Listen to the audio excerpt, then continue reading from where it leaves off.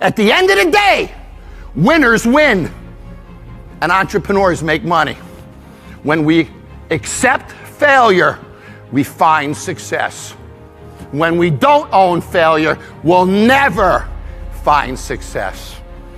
About 10 years ago, around 2010, 60% of businesses were family owned. Today it's only 42% because people made excuses. They blamed Obamacare. They blamed the economy. They blamed whatever the hell they could come up with. But how many people during those years started businesses and became millionaires? Every one of those excuses was bullshit. Every single one.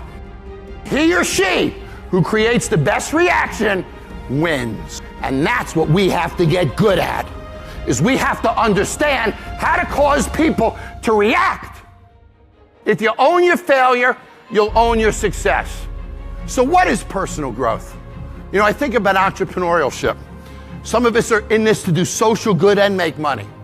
Some of us are into this for political causes and make money. Some of us are just here to make money. But we all have different motivations. So we all define growth differently. Could be a bigger house, a bigger car, whatever it is, we all define it differently. But what is common about growth? Benjamin Franklin, if you do tomorrow what you did today, you will get tomorrow what you got today. That is the definition of not growing. Every day, every hour.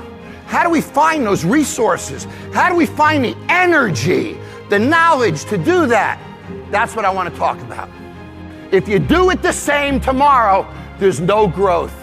If you attain the same result tomorrow, there's no growth. So how do we get better?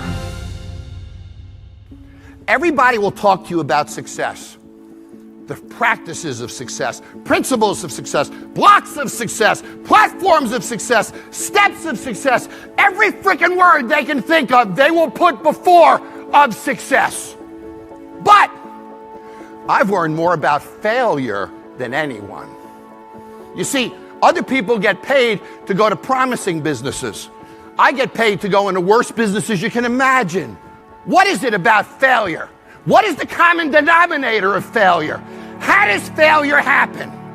I've learned the walk of failure, the talk of failure, the words of failure, the facial expressions of failure, and I finally landed on the common denominator of failure. The one thing that resides within every failure that could ever exist.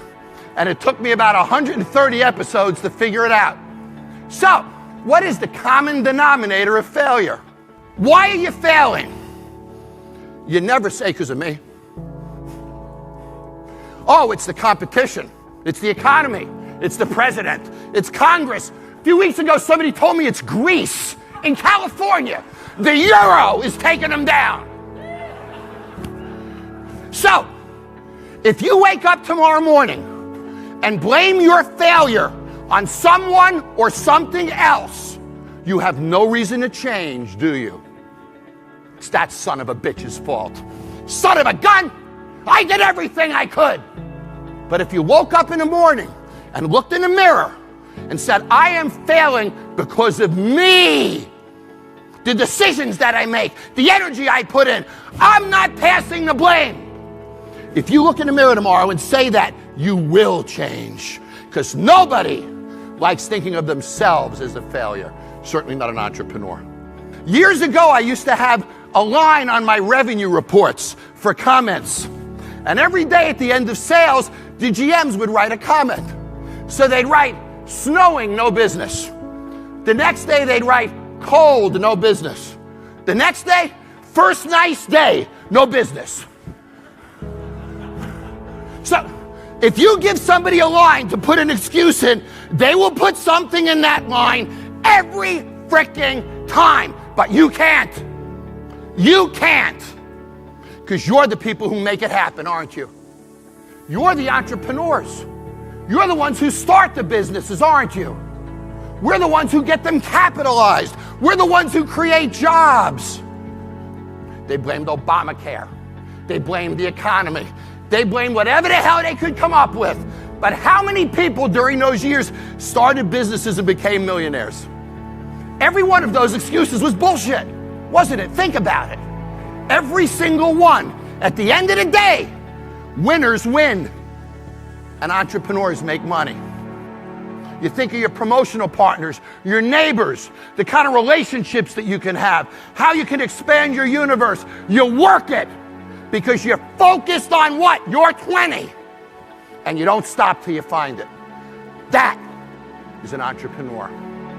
The one who sleeps with revenues every night and wakes up with them every morning. Who understands that expenses are easy to manage. I can spend 25% of my revenue on labor. I do 10 grand, I can spend 2,500 at $25 an hour, that's X amount of hours. It's not hard.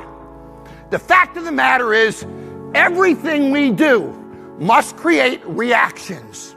Those reactions drive frequency, drive spend, and fuel the economy of our country. And he or she who creates the best reaction wins.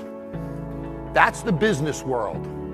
And that's what we have to get good at, is we have to understand how to cause people to react to what we do.